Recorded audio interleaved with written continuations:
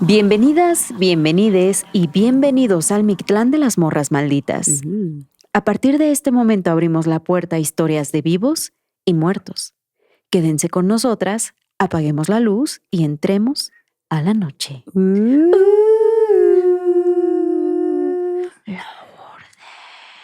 ¡Qué miedo!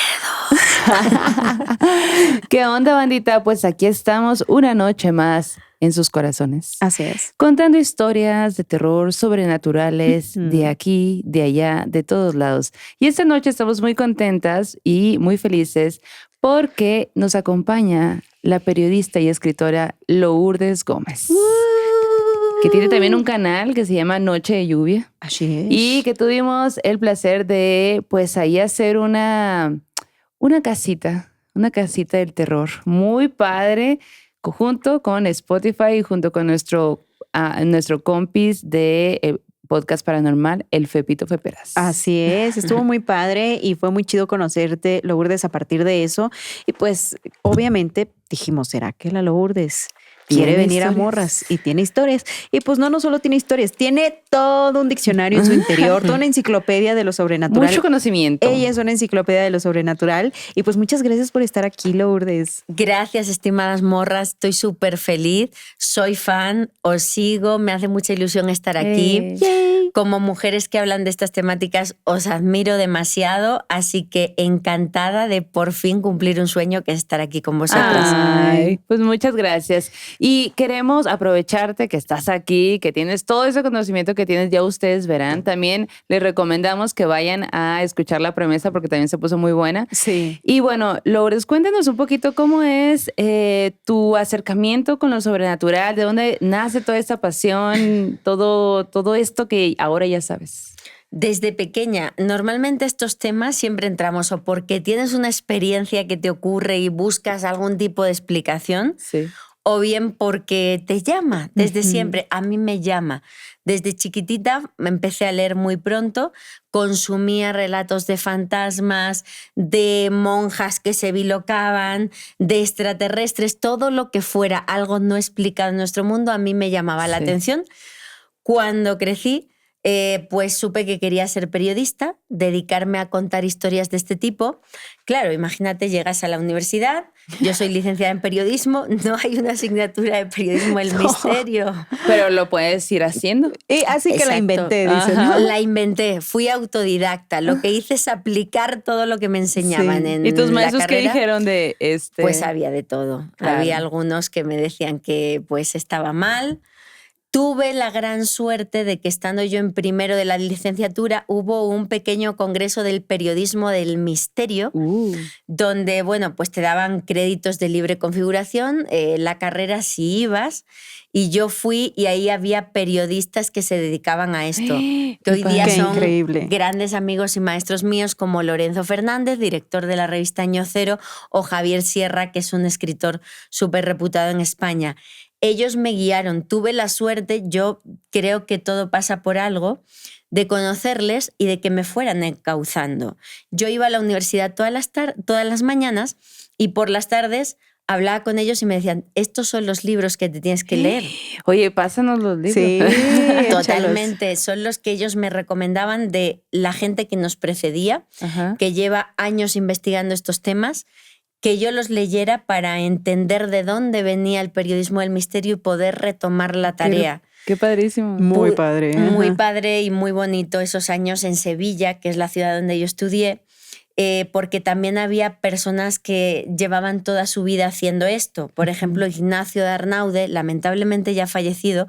Fijaos la historia. Ignacio, un viejecito con una casa en el corazón de Sevilla, en la zona más guay de Sevilla, donde los jóvenes se reúnen, pues ya sabes, la chela después de clase. Sí. Yo participaba de eso también, pero luego me iba a ver a Ignacio, que tenía una casa que era... Las paredes hasta de los baños estaban forradas de libros. Estamos hablando Guau. la biblioteca más grande de Sí. estos temas que haya existido. Y ahí me iba yo a encontrar cosas raras con Guau. Ignacio y entonces compaginé la universidad con esa otra formación que tuve la suerte que me dieran todos estos personajes. ¡Qué increíble! Oye, me encanta, soy tu flan Sí. ahora. Oye, y tú cuando entraste a estos temas y te pusiste a investigar y demás, ¿no te daba miedo? ¿Cómo veías estos temas? No me daba miedo. Fíjate que siempre me ha dado mucho más miedo a mí lo terrestre, es Claro. decir, los locos, los asesinos, la gente mala que hay, misógina por ahí. Eso Claro. es lo que más miedo me ha dado siempre, Sí. ¿no? Como mujeres que hoy día pues no tengamos tanta libertad para movernos como un hombre, eso es lo que a mí siempre me ha dado más temor. Pero no el mundo de los fantasmas. Yo creo, siempre he pensado, quizá por leer tanto desde pequeña, que son entidades que están ahí, que están jugando su papel, tratando de encontrar su sitio y buscando respuestas. Nunca me ha dado terror ese tipo de cosas. Sí me daba terror ir a investigar sola, ¿no? Que yo manejaba, me iba de noche a los sitios. ¡Qué padre! Muchas veces mi padre me acompañaba, o mi ¡Qué hermano, o increíble! mis primas, pero si no me quedaba más remedio, yo pues me agarraba el coche y me Oye, iba. ¿y tu familia toda también es creyente de lo sobrenatural? No, mi familia nunca ha habido nadie que le haya gustado esto, pero he tenido la suerte de que me han respetado e impulsado. Claro. Muy a Qué padrísimo. regañadientes, porque obviamente querían que me dedicara a algo serio, Sí, a algo sí, bien, sí. pero pues tengo que agradecer que eran mis grandes patrocinadores, ¿no? Cuando eres estudiante y no tienes ni un centavo en el bolsillo. Estudiambre, decimos acá. Exacto. Pues que mis abuelos y mis padres me dieran el dinero para la gas, para irme a investigar, pues Sí. para Papá, mí es era que tengo todo. que ir a ver qué Sí. pasó en esa casa embrujada. Exacto. ¿Por qué dicen que está embrujada? Y tu papá, ay, bueno, Oye, pues sí, te llevo. justo. Y tu papá siendo policía, como nos Sí. decías en la premisa, ¿cómo lo abordaba él? ¿Qué charlas recuerdas que tenías con él sobre estos Mira, temas? me emociono porque luego ya me regalaba libros. Ay, guau. Me regalaba cámaras, ¿no? Mis primeras cámaras para ir a grabar o hacer fotografías, o incluso preguntaba entre sus compañeros si se metía a los foros privados de policía para encontrarme casos. Ay, ¡Guau! guau. Yo nunca he publicado de muchos casos que mi padre me buscaba o me contaba off the record, ¿no? Oye, pues han llamado unos compañeros porque, ¿qué crees? Una señora ha entrado en pánico porque ha visto algo raro. Guau, qué padrísimo. Oye, pero qué Guau. valiente también porque Sí. justo como lo dices, ¿no? Siendo morra, yendo tú sola a investigar y todo, y que nadie hubiera así que te siguiera la onda, ¿no? De tus mismos compañeros y demás, pues es mucha valentía también la que tienes para arriesgarte a hacer eso. E ir, aparte que, o sea, contra todo, pues, ¿no? Contra las reglas de lo que la escuela decía, de que a lo mejor tu familia no era tan creyente y aún así decir, yo quiero ir, yo quiero hacer esto. Y que aún así la apoyaran, ¿no? Que te Sí, dijeran, ajá. órale, mija, va. Bueno, pues. Sí. Y había momentos de mucha soledad, porque yo recuerdo, ¿no? Ya cuando estábamos a lo mejor en tercero o cuarto de carrera, que ya hay mucha más competitividad, porque ya todos están enfocándose hacia lo político, queriendo destacar, o hacia lo deportivo. Y yo recuerdo muchas veces sentirme muy sola. Y recuerdo no sentirme sola porque sacaba de mi maleta las revistas antiguas de los temas de Andreas Faber-Kaiser, que es un periodista que ya había fallecido, pero yo admiro mucho. Pues Andreas, yo siempre digo que era mi compañero de clase. Güey, me identifico porque igual cuando yo estaba en la carrera de periodismo también, pues todo el mundo quería enfocarse en política. Es lo Sí, más popular sí. del condado, ¿no? Ajá. O sea, opinión y pues todo ese tema, ¿no? O deportes. Y yo quería hacer espectáculos, ¿no? Pero Entonces, eso como también que- es popular, ¿no? No, fíjate que en la carrera, dentro de la carrera, es como mal visto. ¿No? ok. O sea, como que Como puedes algo hacer popular, cultura, exacto. pero uy, los apestados de espectáculos, ¿no? Así como que hay un desdén por la gente que hace eso. Y pues yo, mi proyecto, como que lo que hice de trabajo final en una de esas tantas fue sobre K-pop, que me mamaba el K-pop, ¿no? Y a todo el mundo le valía chorizo, y en México no se hablaba tanto del K-pop. No, sí. Y ya cuando yo hice mi proyecto, la maestra, que ella se dedicaba a la política, me dijo, qué chingón, nadie había hablado de eso. Y yo, a huevo, maestra, póngame 10. Y me puso 10, ¿no? Pero pues justo Qué cuando padre. haces algo diferente que te da Sí. resultados diferentes, en este caso digo, claro, estaba lo sobrenatural, me encanta que tú hubieras apostado por eso, porque hoy te trae aquí, e incluso ya estás aquí en México. Cuéntanos cómo se dio ese salto. Pues también súper raro, fue pues por mi esposo, que es mexicano, Johanan. Como periodista y como mujer, me costó hacerme un hueco. Primero por el tema, que es un tema que a nivel social era marginal y a nivel de la carrera total y absolutamente marginal. Y después porque el mundo dentro del misterio en España era fundamentalmente hombres. ¿Cómo aquí?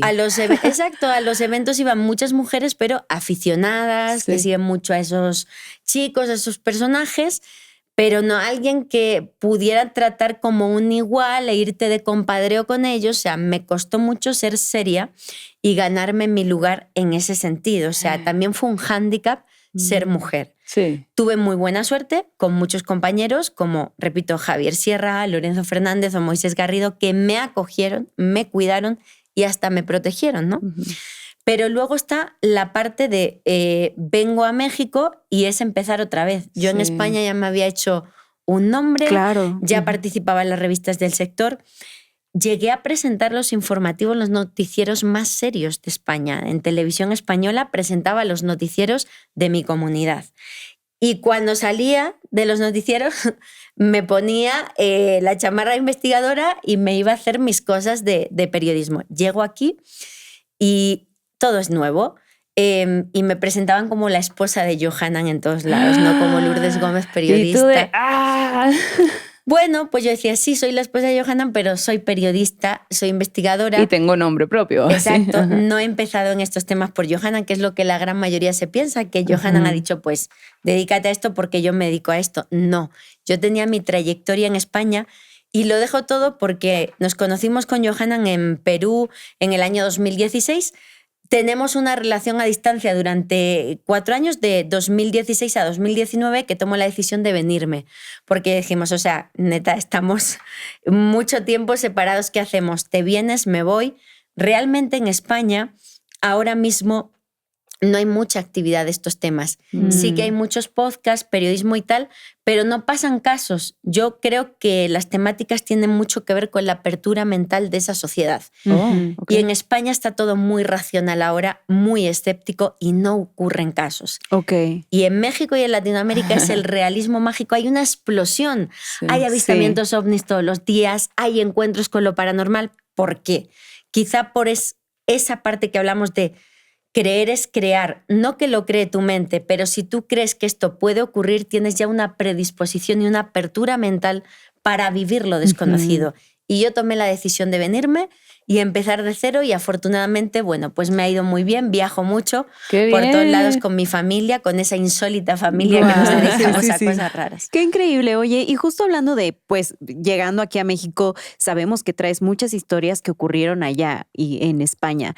Quisiéramos empezar con una de esas historias, pero antes saber cuál es tu pan favorito. Puede ser de España, porque pues a lo mejor allá tienen un pan predilecto dulce que se come con el cafecito. ¿Cuál es? Pues aquí lo llamáis oreja. Sí. Y es esta que es así como media luna, pero en España es cubierta entera de chocolate. Aquí en México solamente mojan la mitad. Las orejitas. Sí. Pero me encanta la de España porque está totalmente cubierta de chocolate. ¿Cómo le llaman allá en España? Pues, ¿quieres creer que hasta se me ha olvidado el nombre porque ya lo llama oreja porque es en España? No me Palmera. Palmera lo llamamos en España. Bueno, pues ahí les van las orejas o palmeras. Pium, pium, pium, pium. Para que sopeen ahí en su cafecito. ¿Café o con qué lo toman? Leche yo soy leche con chocolate, no soy de café. Pues ¿caliente o frío? Pues normal, ni caliente ni frío, templadito. Va. Oye, bueno, ¿y qué historias nos pudieras decir? Esta historia que yo encontré, que me contaron o que investigué, me voló la cabeza. Pues una que tiene que ver con un edificio encantado. Esto allá. Regresamos a mis años universitarios, Sevilla. Yo compartía piso de estudiante y pues iba en bici. A la facultad yo era súper hippie, súper alternativa. Todas las mañanas con mi bici yo pasaba por delante de un edificio histórico súper importante que es el Hospital de las Cinco Llagas, actualmente conocido como Parlamento de Andalucía. Es el máximo órgano político de ese estado de España, de Andalucía. Está en el corazón de Sevilla, en el barrio de la Macarena, y es un lugar muy pintoresco porque tenemos ese hospital que hoy día es sede de pues, toda la actividad política. Enfrente tenemos la muralla medieval de la ciudad, la muralla Macarena, y la basílica de la principal Virgen de la ciudad, la Virgen de la Macarena. Entonces es una actividad ahí muy fuerte entre religioso, paranormal y fusilamientos en esa muralla en la Guerra Civil Española. Ok. Entonces es un sitio muy paranormal. Yo había escuchado que ese edificio tenía actividad paranormal. Entonces pasaba todas las mañanas con mi bici por ahí y veía a los guardias de seguridad que estaban en la puerta y yo siempre pensando, ojalá yo me atreviera a preguntarles si eso es verdad.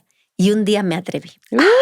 Ajá. Pensaba que me iban a mandar por un tubo porque, o sea, estudiante, no es algo serio, ¿no? Mi sorpresa es que me dijeron, pues ven, si te interesa este tema te contamos, pero o sea, off the record para ti te contamos lo que vivimos aquí cada día. ¿Y tú de que aquí tengo mi carnet de reportera maldita? Déjeme hacer un en vivo y me cuenta. Fue alucinante todo lo que ellos viven cada día en su trabajo. Ok, cuéntanos. Pues mira, ellos escuchan normalmente porque esto era hospital del siglo XVI. Wow. Fue también manicomio. Wow. Fue sede de la peste más horrible que hubo en la ciudad. Hay cuadros, de hecho, al interior del edificio donde se representa esa epidemia de peste y se representa ese edificio y en las puertas pues todo lleno de ataúdes. O sea, horrible. Y en ese lugar ellos cada noche desarrollan su labor.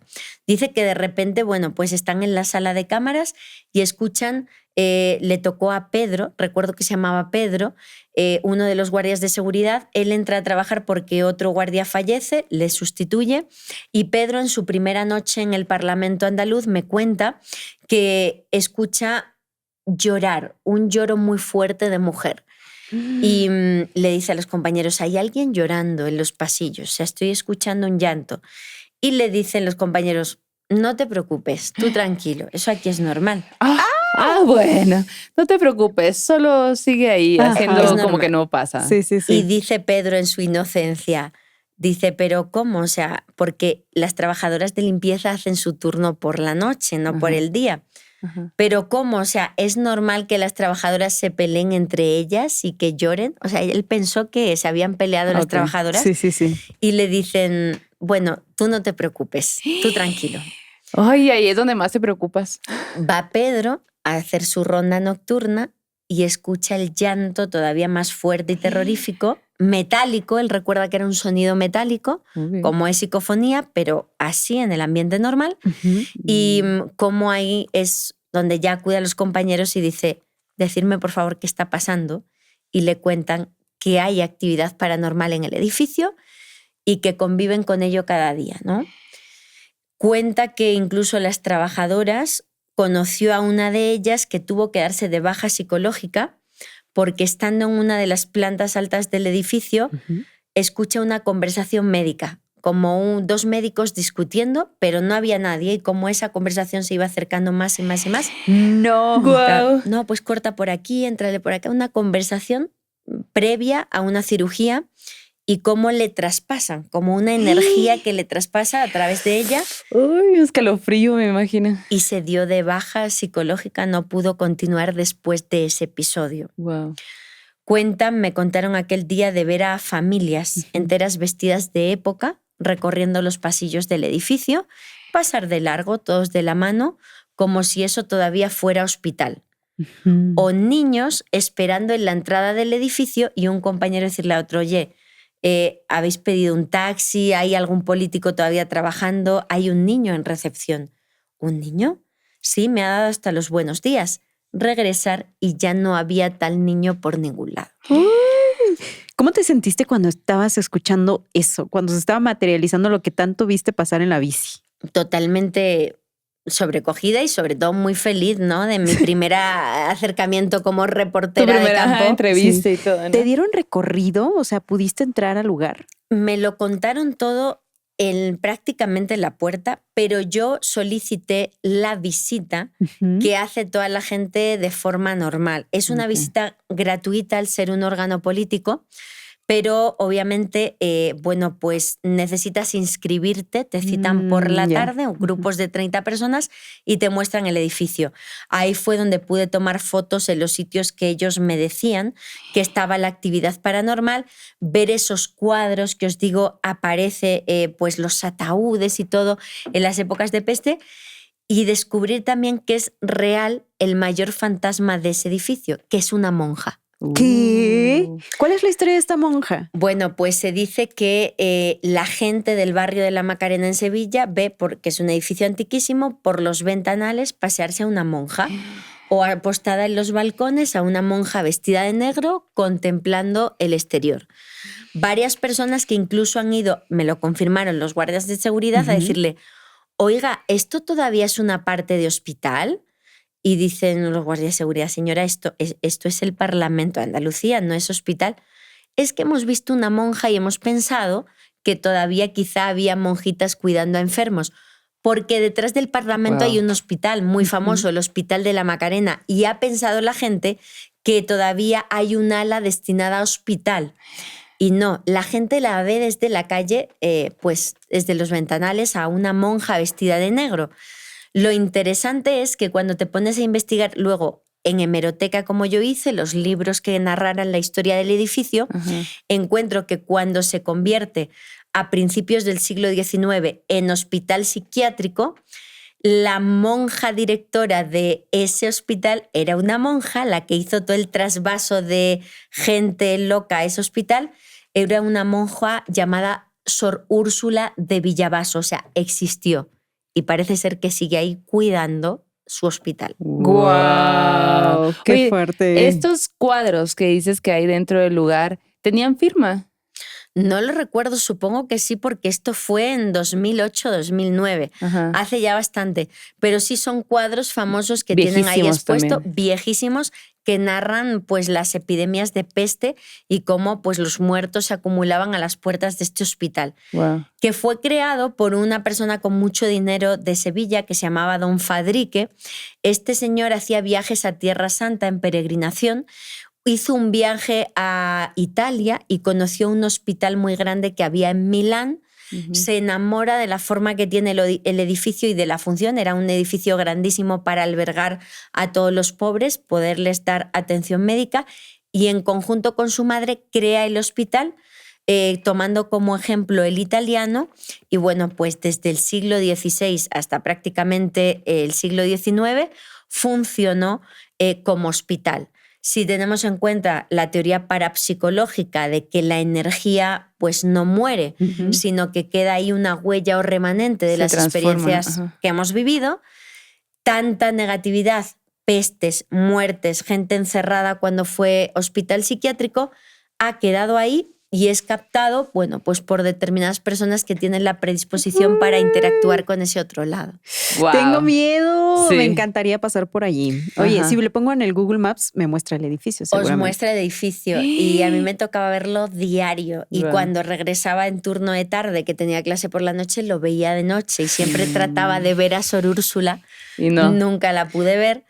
Pero fíjate, otra cosa que les pasó súper terrorífica que me contaron, estos cuadros, una noche escuchan un estruendo terrible, o sea, terrorífico, y suben rápidamente donde escuchan el estruendo y uno de estos cuadros enormes estaba en el suelo hecho añicos. Y lo que más les impactó es que los clavos estaban perfectos. ¿Qué? Alguien lo tuvo que levantar y aventarlo.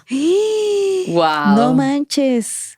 Uy, me intriga mucho de esos cuadros, de qué años serán, quién los habrá pintado. Voy a buscar en el archivo fotográfico y si lo encuentro te lo cuento. Sí. ¿Usted conoce este sitio, bandita que nos escucha desde la hermana República de Sevilla? ¿Ha pasado por este sitio? Cuéntenoslo en los comentarios. Oye, yo te quiero contar una historia. Les quiero contar que también ocurre en España, fíjate, ya que estamos en esta latitud, pero esta historia tiene un previo que nos manda Paula Maya, que ocurre con su bisabuelita. Resulta que Elvira se llamaba la abuelita de su mamá. Esta señora, Elvira, ya en avanzada edad, en su comunidad, se hacía cargo de otra señora también ya muy grande que no tenía familia. ¿no? Que ya era la única que quedaba en el mundo, pues, ¿no? Entonces, esta vecina, al estar incapacitada, pues, para hacer sus actividades cotidianas, era cuidada por la bisabuela, por Elvira. Y así pasaba ella las tardes, ¿no? Acompañándola. Al inicio, pues, ella todavía podía hacer algunas cosas, pero en los últimos meses ya estaba en cama, ¿no? Entonces, todo el tiempo estaba Elvira allí, platicaban y todo. Y una tarde, la señora le dice a Elvira: oye, Elvira, ya estoy muy cansada. Yo creo que ya me voy a morir. Ya lo ansío, ya cumplí mi ciclo. Pero quiero decirte algo. Cuando yo me muera, cuando ya hagan mis funerales, escarba abajo de mi cama, porque allí está lo único que me queda y es para ti. Wow. Ajá. Entonces doña Elvira le dijo: ay, ¿cómo crees? No me hables de eso. Pero o como ¿por dónde? ¿Por dónde exactamente? ¿No? Entonces le dijo: no, todo bien, tranquila, mira, tú enfócate en tu salud y todo. A los meses fallece la señora. Y sí, le hacen los funerales y todo, ¿no? Días después de que fallece la señora, pues cuentan que doña Elvira pues no tenía ni el ánimo ni nada para volver a la casa, pero tenía que volver a hacer algunas cosas, dejar todo en orden, ver qué iba a pasar con el lugar y así. Estando ya en la casa, se acuerda, ¿no?, de lo que le había dicho la señora. Y con su esposo llegan, mueven la cama y empiezan a escarbar. Empiezan y no encontraban nada, ¿no? Hasta que llega el punto en el que su esposo le dice: ay, no, ya tengo un montón de hambre, voy a ir a la tienda y pues aquí espérame. Y ella: sí, todo bien. Entonces se va el esposo, ella sigue escarbando, está buscando y dice: pues no, yo creo que me mintió, pues no, o a lo mejor como ya estaba muy grande no se acuerda o no sé, alguna cosa de la edad. Y en eso, que está ella en el hoyo, porque ahí se quedó, escucha que alguien le dice al oído: más abajo, Elvirita, más abajo. Y ella, dice, en cuanto escuchó esas palabras, brincó de donde estaba, se fue corriendo de la casa y no quiso volver nunca. Nunca. Dice, esa voz fue tan macabra para ella. Y bueno, meses después, esta propiedad se vendió y se construyó ahí un nuevo edificio, ya saben, estos de departamentos y así, sí. ¿no? Entonces, mientras estaban limpiando, pues doña Elvira estaba al pendiente de lo que estaba pasando y una tarde los albañiles le cuentan que justo escarbando en esa parte para pues hacer las construcciones, encontraron unas ollas de barro con carbón adentro. Y cuando le cuentan eso, ella se queda así como de que, ¿qué? Porque inmediatamente pensó en la señora, en lo que le había dicho y así, ¿no? Entonces ella así como de que, ay, ¿dónde lo encontraron? No, pues en la habitación, acá. Y ella, claro, sí, era allí, ¿no? Entonces, pues dice, güey, me saqué mucho de onda. Bueno, la bisabuelita dijo, me saqué mucho de onda, más porque esa misma noche, cuando me dormí, tuve un sueño. Y en el sueño, la señora le decía a Elvira: solo era para ti, Elvirita. Entonces lo convirtió en carbón. Ajá, porque pues entraron otras personas e incluso yo lo que pienso con esta historia es que no quería que el esposo estuviera ahí. Por eso cuando el esposo sale es que le habla, ¿no? Y le dice más abajo, ¿no? Como que encuéntralo tú. Ajá. Ay, no. Impresionante. Sí. Pero aparte también, o sea, ahorita es bien fácil decir, no más, te hubieras quedado y escarbado más, pero en ese momento. No te cagas. Y después escuchar la voz de la persona difunta, te super cagas, definitivamente. Sí. Ay, no, qué miedo. Y bueno, ya ahora la Paula Maya nos cuenta su propia experiencia en España. Ella cuenta que a los 24 años viajó a la hermana República de España por 3 meses para hacer un programa de estudios. Entonces, pues ella estaba así como de que, híjole, bueno, España, euros, ¿cómo le hago? Y pues ya hizo su tablita del Excel anotando cuánto le iba a costar cada cosa y pues resulta que tenía que cortar gastos lo más posible. Y por eso decidió rentar en un edificio súper viejo en la ciudad a la que le tocaba estudiar, ¿no? Entonces dice, güey, era un edificio tan viejito que en realidad ya casi no vivía gente allí, o sea, éramos como 3 personas las que estábamos, ¿no? Y aunque solo habíamos 3 personas, yo recuerdo que desde que empecé a dormir en esa casa, yo sentía que alguien me observaba. Entonces, como que de pronto tenía que voltear porque alguien me estaba viendo y la mirada era penetrante. Estos edificios que sí son antiguos, que tienen como que este frío de la construcción de los materiales con los que están hechos, pero súmale más porque la vibra era muy pesada, ¿no? Y bueno, pues yo traté como de que decir, ok, pues todo bien, tengo que acostumbrarme, es un lugar nuevo, tengo que ir a la escuela y trato de dejarlo pasar. Sin embargo, a la semana de que llegó a habitar este sitio por ahí de las 5 de la mañana, que se despierta para ir al baño. Odio cuando eso pasa, Ay, la ya sé. verdad. Pero es peor cuando te despiertas a las 3 de la mañana. Sí, sí, sí, Mínimo sí. ya son las 5. Sí, Ajá. exacto. Entonces eran las 5, dice, ya estaba amaneciendo, pero cuando ella abre los ojos y dice, quiero ir al baño, intenta levantarse y está dentro de una parálisis de sueño. Y se siente atada a la cama y al mismo tiempo sentía que había alguien observándola. Entonces, en medio de esta parálisis, ella como que trata de ver alrededor quién está en el cuarto, quién está en la habitación, y su mirada se clava en la esquina más oscura de la recámara. Y allí hay un hombre parado. Este hombre parado hecho de sombra la está viendo fijamente, no se mueve, está estático. Dice, no pude ver sus rasgos, no pude ver si tenía ojos, pero era un contorno humano que estaba a punto de ir hacia mí. Era una figura, no me digan, no me pregunten por qué, pero yo sabía que era una figura masculina. Okay. La vibra era de hombre, ¿no? Entonces, cuando él se percata de que yo lo puedo ver, como que hasta se mueve, ¿no? Como que dice, me ve.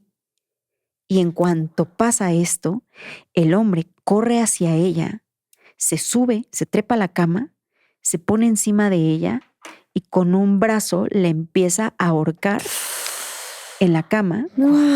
Y dice, yo sentí cómo raspaba su parte en mi pelvis. No. Dios mío. Se restregaba sobre mí, pero en ese punto yo ya no podía verlo, Incubos pero y lo sucubos. sentía.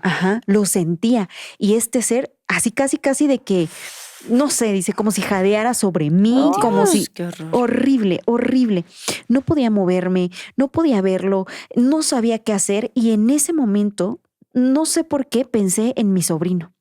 Mi sobrinito de 11 años que vivía en México con mis papás. Y en cuanto pensé en él, como que él apareció en mi mente, como que él me vio, yo lo vi y en eso se esfuma esta presencia. Okay. Yo me senté en la cama, estaba sudando, estaba llorando, ¿no? Como que tuve mucho miedo, tenía la taquicardia al 1000, pero dije, ok, ¿qué hago? Ya no puedo estar aquí. Me alisté, me cambié, ni siquiera me bañé, ¿no? Así fui al baño en chinga y me fui a la escuela. ¿No? O sea, de que la primera en llegar a la escuela ese día fue ella.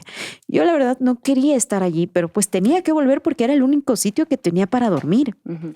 Regresé hasta la noche, yo sabía que no tenía otra opción y pues entré a la casa. Y cuando entré, allí estaba la vibra, el chicloso sobrenatural. Lo que hice en ese momento, como para tratar de olvidar el mal trago de la madrugada, fue hacer una videollamada con mi familia en México. Y cuando me contestan, lo primero que mi mamá me dice es, ¿cómo estás, hija? ¿Qué pasó? Cuéntame. Y ella, ¿cómo, ma?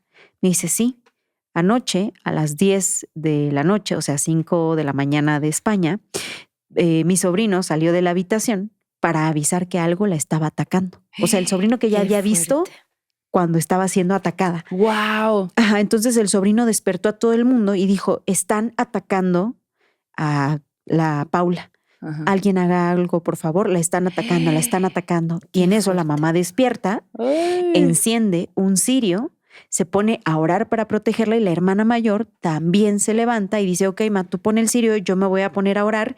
Y las dos, o sea, los tres hicieron como un círculo de protección y dijeron, nada puede atacar, así como que mandándole buena vibra de que nada te puede atacar, nada te puede hacer daño, aquí estamos nosotros para cuidarte. Güey, yo no les había explicado nada. Yo solo estaba escuchando lo que ellos decían. Y en la videollamada, mi hermana mayor me dice, yo sé qué es lo que te atacó. Y lo que te atacó es un incubus. Estos seres existen y pueden hacernos daño. Yo supe que te observaba todos los días y que quiso atacarte, pero cuando nosotros encendimos el cirio, este ser se detuvo, como que se creó una barrera entre ustedes, ¿no? Wow. Entonces ya lo tenemos controlado. Yo tenía mucho miedo, güey. Pues sí. Todavía me faltaban 3 semanas de que tenía que quedarme allí y me tuve que aguantar. Yo hacía de todo, casi que colgando hierbas, echando alcohol, ¿no? Y dije, güey, no, tengo que hacer hasta lo imposible para soportar hasta este día. Este día me muevo a un hotel, termino mi estancia aquí y me regreso a México, pues, ¿no? Como que hizo sus cuentas de nuevo y la pasó súper mal. Bueno, pues ya dijo, ok, me voy a ir aquí tal día, hago mi reservación en este hotel y se acabó. Y bueno, llega ese día. Era un 28, ¿no? En 28 del mes. Hizo su maleta y antes de salir de esta casa oscura y tétrica, densa y tenebrosa, tétrica con esta presencia, ella se voltea hacia la esquina donde había visto este ser y le empieza a mentar la madre al estilo mexa, güey. Chinga tu tal, te la pasas de no sé qué, y tú aquí no me vas a venir a hacer, te odio, vete al infierno, que nunca salgas de donde estás, hijo de la guayaba, que no sé qué. Bueno, más subido de tono. Grave error. Grave error, dice, porque pues luego, ya que acabó de insultar, que se sintió vacía, agarra su maleta, sale de la casa y cuando se está dirigiendo a su nueva reserva, le llaman por teléfono, o sea, cierra la puerta de ese edificio, primera cuadra que va caminando, le hablan por teléfono y le dicen, no, señorita, ¿qué cree que hubo un error? Su reserva está cancelada, usted no puede llegar a dormir aquí hoy, hasta mañana. No. Y ella... Dice, prefiero dormir en el en parque. la calle. Ajá. fue horrible. Sentí como si eso me hubiera hecho esta broma, ¿sabes? Claro, como si hubiera tenido el poder de hacerme esta jugada, ¿no? No volví, obviamente. Le hablé a un amigo y le dije, mira, me está pasando esto, no puedo llegar a la reserva y pues no sé qué hacer. O sea, tampoco tengo a dónde ir. Y el amigo le dijo, mira, te quieres y vamos a tomarnos algo. Y toda esa madrugada la pasaron afuera de ese edificio platicando de X cosas, se tomaron alguito, de que pues platicando de la vida y todo. Porque dice, güey, yo sabía y todo ese rato que estuvimos allá afuera, algo me decía, entra para que veas lo que te espera, casi, ¿no? De que atrévete a entrar, atrévete a volver. Le estaba retando. Ajá, como que si tú entras de nuevo, me las voy a cobrar por lo que me dijiste, güey. No, pues güey, o sea, la neta dice, no volví, estuvimos ahí echando el coto y todo, y pues bueno, pasó. Me regresé a México y en cuanto llegué a México yo pensé que todo iba a pasar, que todo había sido una experiencia de la hermana república y no era así, porque cuando regresé en mi cama, en las noches, soñaba que algo me atormentaba. Soñaba luego que esta misma sombra me observaba, me veía y quería hacerme daño, Se le pegó. tal cual lo había visto en las semanas previas. No, pues mi mamá dijo, no, mijita, ahorita lo vamos a solucionar, vas a ver. Y la llevaron con una chamana. Cuando la chamana le hace una limpia así super power, volvió a dormir en paz y se acabó esa historia. Y dice, morras, gracias por leerme, esto es lo que me pasó, gracias por tener este espacio para contar nuestras experiencias sin temor a ser juzgados.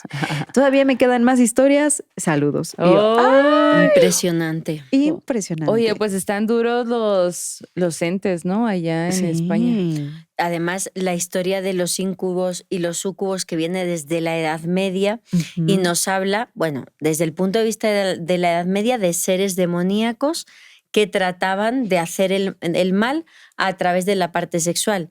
Pero ya lo vemos desde el punto de vista de las creencias actuales y sabemos y se maneja que la energía sexual es súper potente y que hay entidades de este tipo que tratan de pegarse a eso. Y es súper fuerte porque, como bien dice la morra, no es fácil contar una experiencia sobrenatural, mucho menos si es sexual. ¿Quién te va a creer que eso te está pasando, ¿no? Que estás teniendo ese ataque? Pero qué fuerte tener ese ataque y no poder hablarlo con nadie, ¿no? Exacto. Sí. También como, o sea... Lo que a mí me impacta mucho es la conexión que tiene con su familia. El hecho de que el sobrino lo hubiera detectado, que él se hubiera despertado. Siento que es una familia muy interesante. Sí. Y yo creo que tienen sus propios rituales. Creo que son brujillas, ¿no? Porque como que lo que cuenta que hicieron, siento que era algo que ellas ya sabían que tenían que hacer porque lo han hecho en otros momentos. Claro. Me parece una historia de familia muy interesante. Si quieres contarnos un poco más acerca de cómo es que tienen esta unión, cómo es que energéticamente, aunque ella estaba del otro lado, la sintieron y pues si les ha pasado algo más en conjunto, por favor,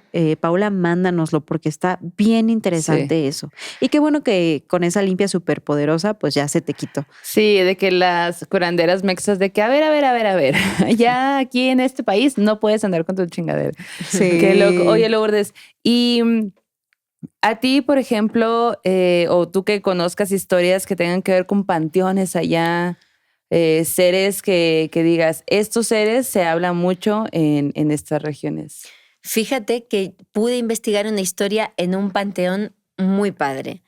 No sé si habéis escuchado hablar de los ensotanados. No.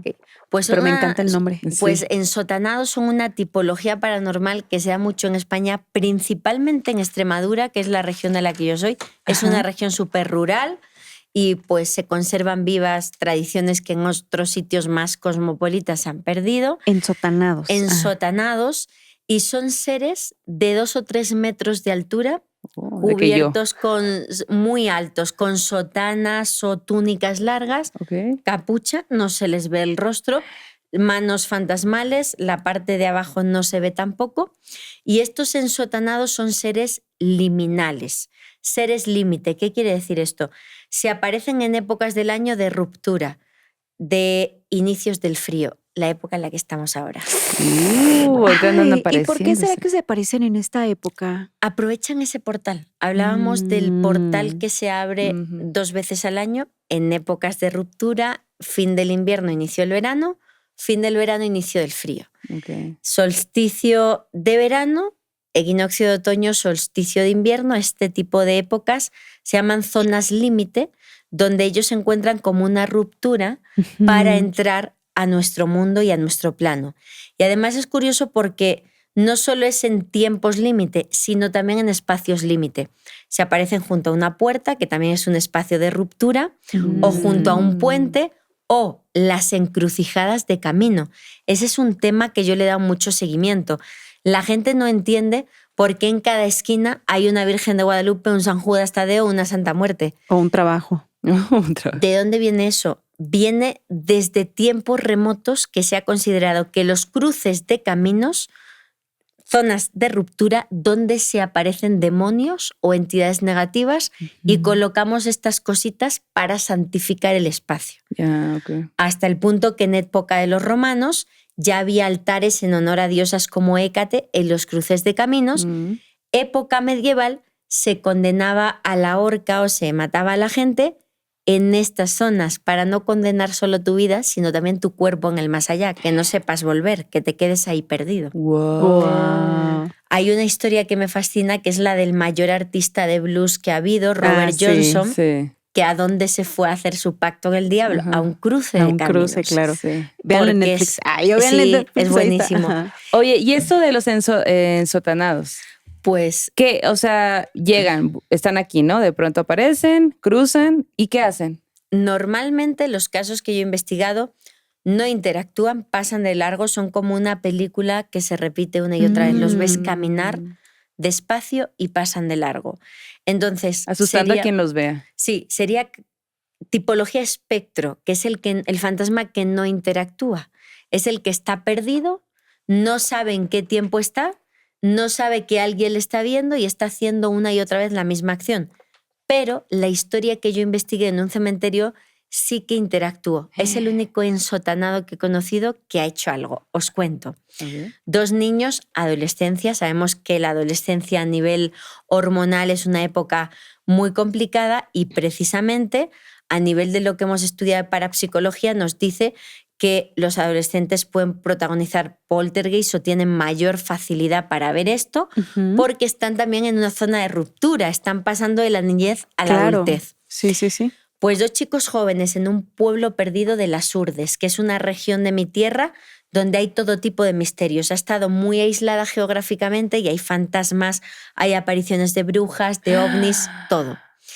Y en un pueblo perdido... Hey, yo quiero pijamada en tu casa de allá. Sí. Ojalá os encantaría Las Urdes. Bueno, pues allí él, junto con un amigo suyo, es un día, en el pueblo hay muy poquita gente, estamos hablando de aldeas de decenas de habitantes. Y ese día había una misa, un entierro, toda la gente del pueblo estaba en la iglesia y ellos dos pues estaban en la calle y dijeron, pues vamos a adelantarnos al Camposanto, ¿no? Fueron al cementerio y estuvieron solos recorriendo el Camposanto, que es súper chiquito, estamos hablando de una aldea muy pequeña. Recorren, se paran en la lápida de algún familiar y deciden salir.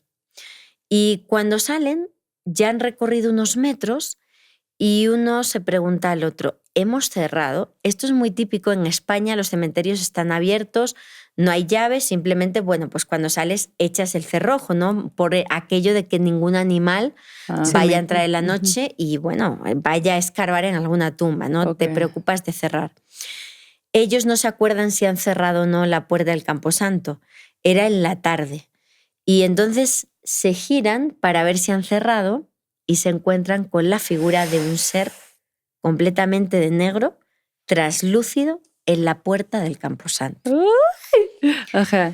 Ellos se quedan paralizados por el terror, o sea, no son capaces ni de andar. Me cuentan y me dibuja incluso al ser que lo que alcanzaron a ver era un ser altísimo que tenía 2 o 3 metros de altura, la sotana completamente negra y que tenía una especie de bola, como la típica escena de bola que arrastra el fantasma, una esfera, una cadena, pues algo así en la mano. Y que no pueden verlo porque el rostro es traslúcido y lleva una capucha, pero siente que tiene la mirada puesta sobre ellos. Y que les está condenando como por haber dejado abierta la puerta, que estaba abierta, y haber puesto en peligro el eterno descanso de los que allí estaban. ¡Guau! Regañados acabaron. Los más regañados. Estaban completamente paralizados y de repente ese ser mueve su mano y ¡bum! Pega un portazo y cierra la puerta del Camposanto. ¡Guau! Me encanta. No vuelvas a dejar abierto, casi le dice. Esa puerta metálica, o sea, que imagínate el ruido que hizo el golpetazo este ser. Recuerda que era altísimo, él me describe, Roberto se llama el testigo, que claro, traspasaba la tapia, era más alto que la tapia del cementerio.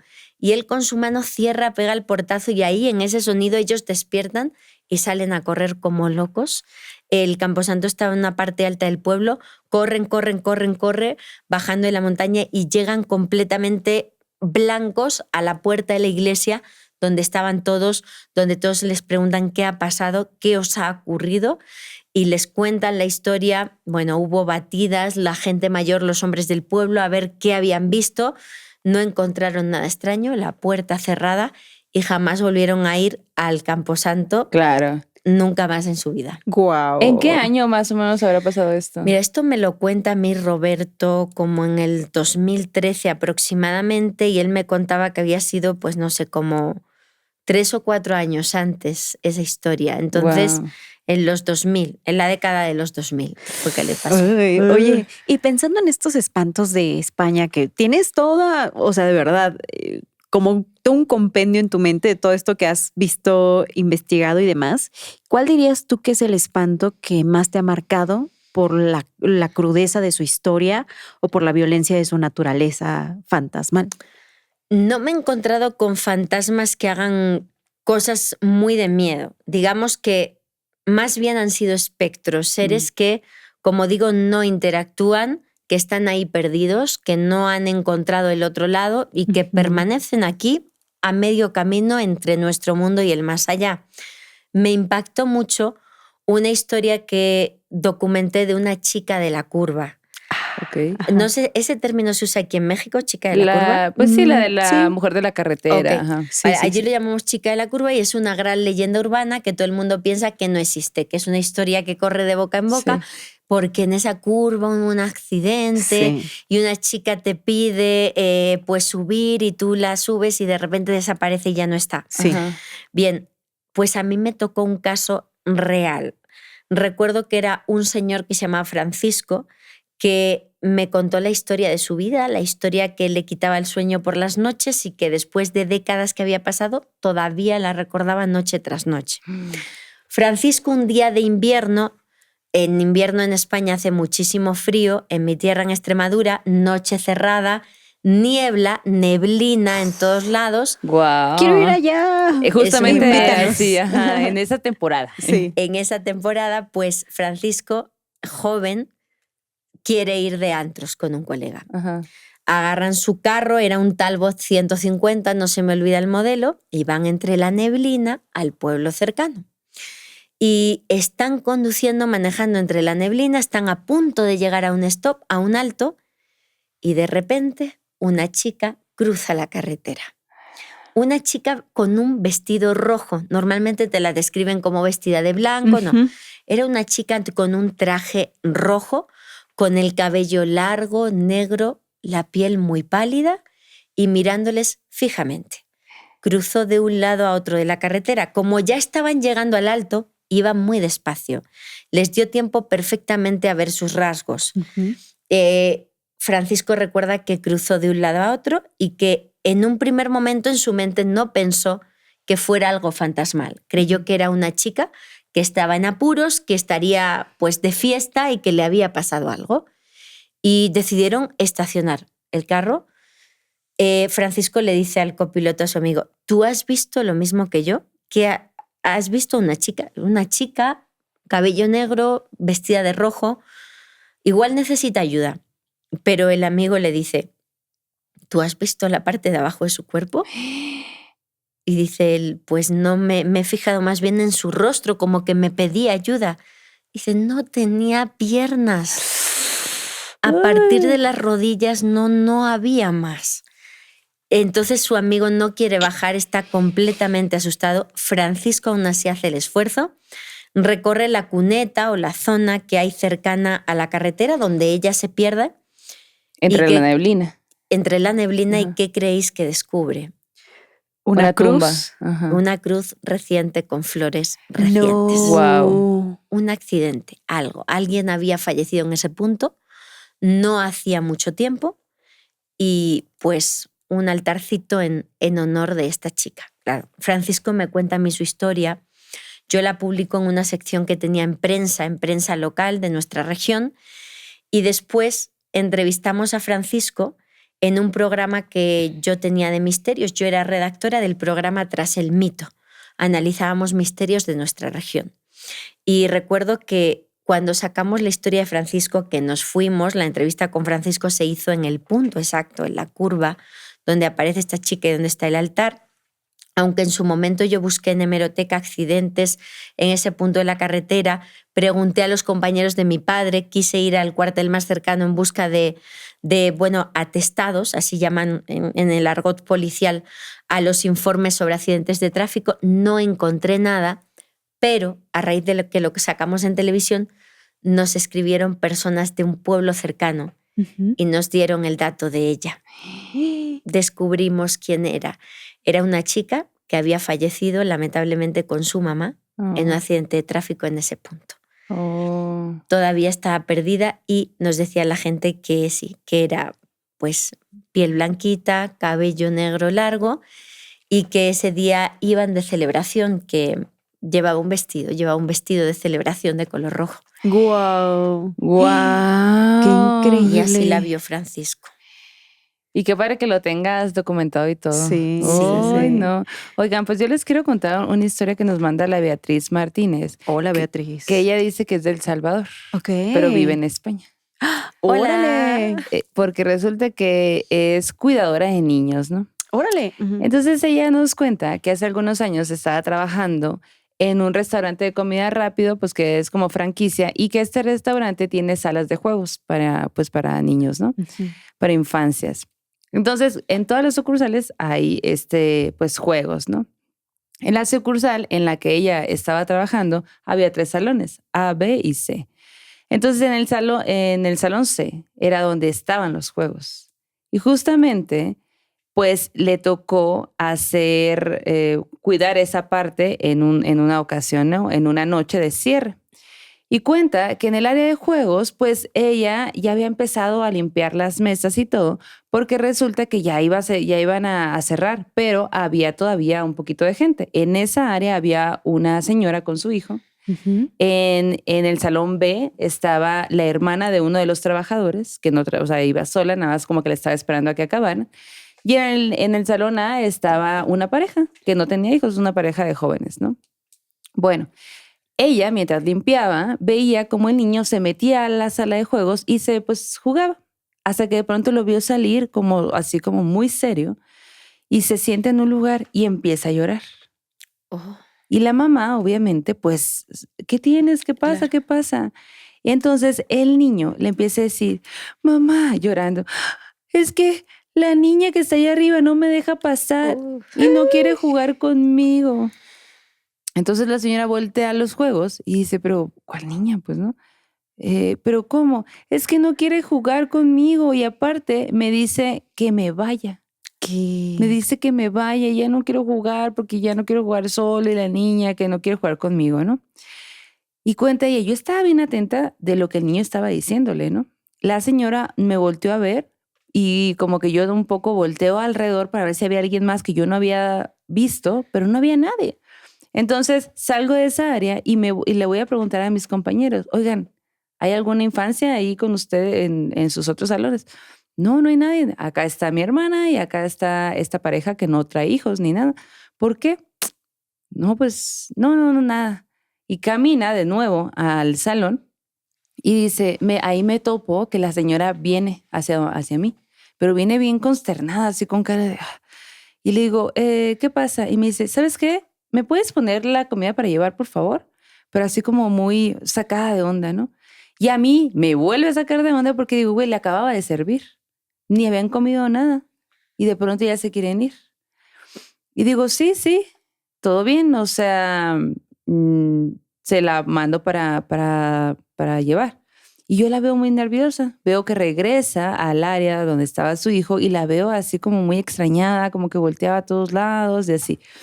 Bueno, le hago, o sea, todo para llevar, se lo doy, ellos se van y yo hago mi cierre normal, como siempre. Limpiamos y todo. Cuando ya estaba yo por irme, o sea, que estaba esperando el transporte de la empresa, justamente volteo al ventanal que da hacia adentro de esa área, de ese cuarto, pues, y veo entre las sombras del restaurante a una niña vestida de blanco. A una niña vestida de blanco que yo podía distinguir su mirada, porque sus ojos eran muy brillantes y junto a ellos le seguía una sonrisa súper diabólica. Wow. Cuando yo la vi, sentí un terror así horrible que te recorre el cuerpo, ¿no? Empecé a tener un ataque de ansiedad de estarla viendo. Me dio mucho miedo, me tuvieron que ayudarme, así, darme así como espacio, aire, como que me pasaban agua, como que así, pues, ¿no? Yo me puse muy mal de estarla viendo. Y cuando volteé ya no estaba y les decía a todos, oiga, ¿no vieron a una niña y una niña adentro? Entonces, ¿de qué hablas? No hay nadie. Pues sí, ya cerramos. Obviamente checamos de que no había nadie. No, es que había una niña, ¿quieres que entremos? No, o sea, pues le daba miedo, ¿qué haces? Pues en esa situación. Pero eso no es todo.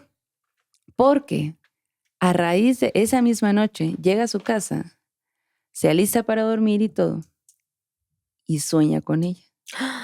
No. Sueña con la niña, sueña con sus ojos y su sonrisa diabólica que la ve fijamente. ¡Ay! Y no puedo parar de soñar con ella. Y la soñaba igual, así como la había visto. Sí. En sus sueños, digamos, en el sueño pasaban cosas, pero ahí aparecía la niña y la veía. Ay, no.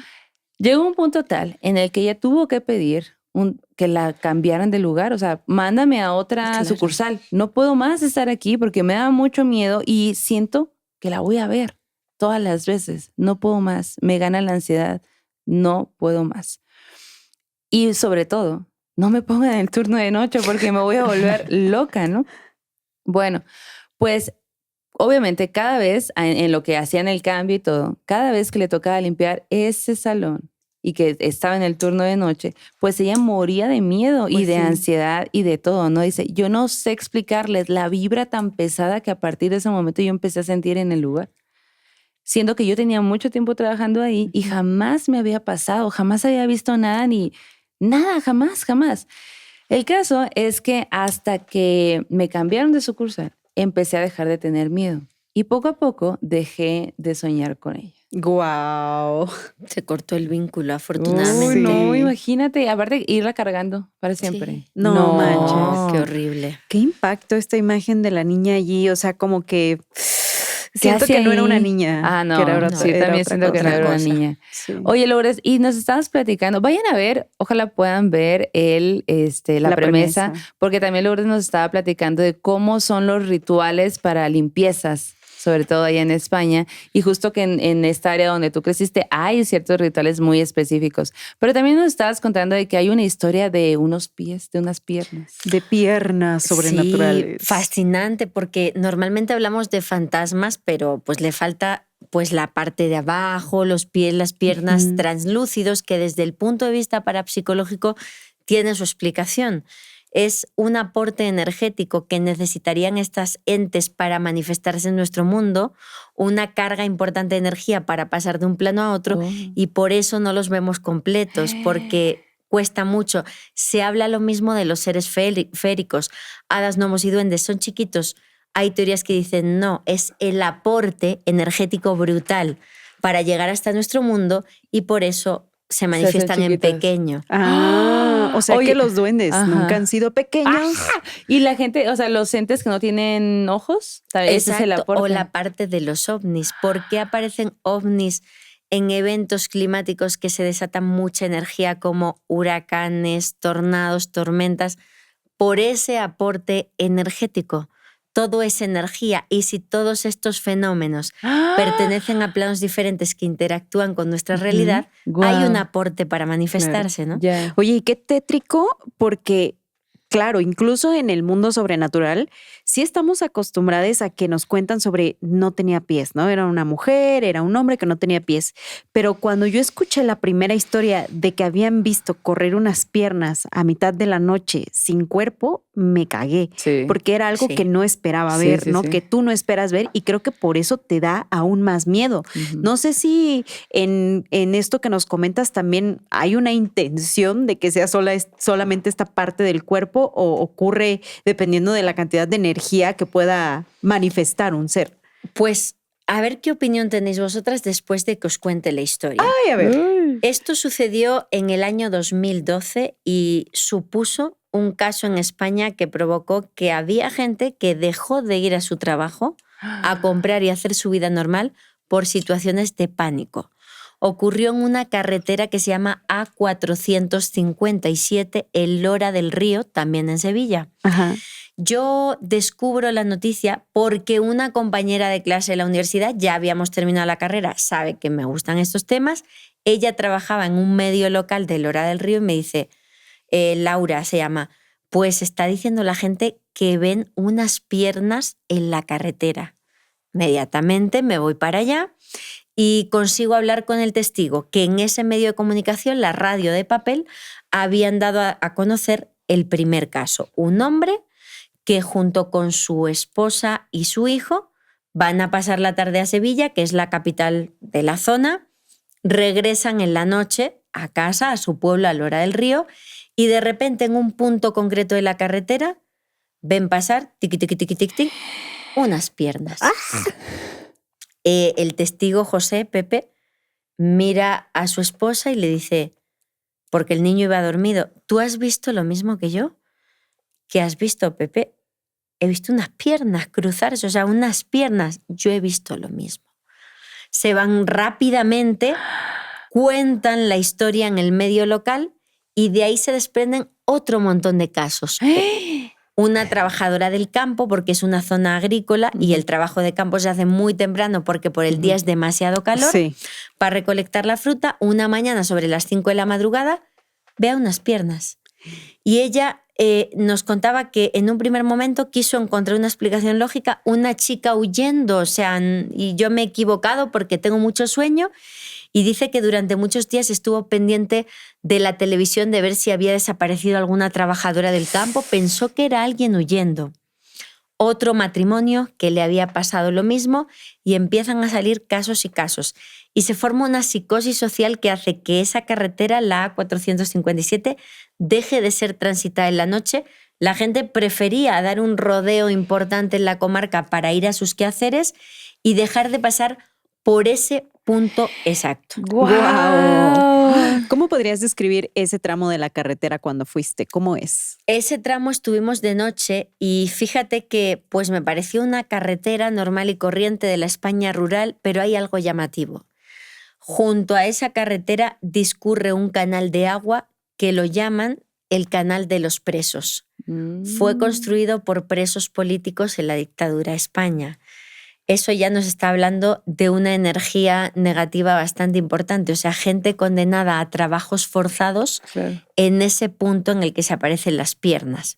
Bien, yo me puse a investigar después de recabar los testimonios, de hacer fotografías in situ. Descartamos que fuera un fenómeno lumínico, porque hubo escépticos que dijeron, la gente se ciega con el tráiler que viene de frente. Descubrimos que no era un punto ciego de la carretera, que no había nada lumínico que pudiera explicar lo que los testigos habían visto, y me puse a buscar en hemeroteca todo lo relativo a la A457.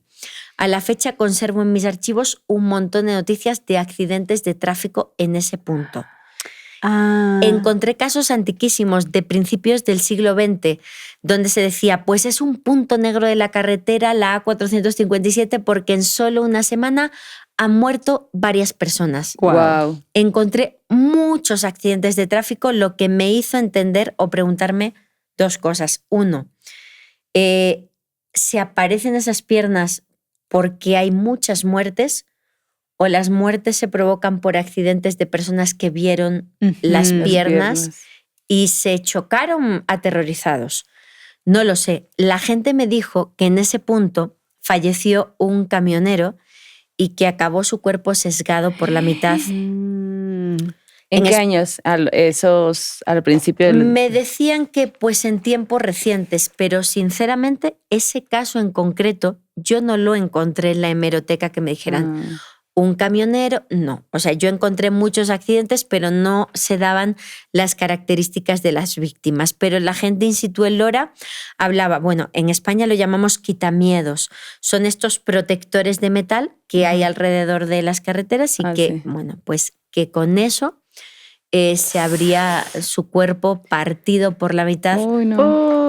Podría explicar la aparición de las piernas. Le seguí dando seguimiento al caso y ha continuado en el tiempo. 2 o 3 años después me llegó otro testimonio, y lo máximo que encontré yo también en mis archivos fue en un programa de radio muy antiguo, de un programa de España que se llama Turno de Noche, del periodista Juan Antonio Cebrián.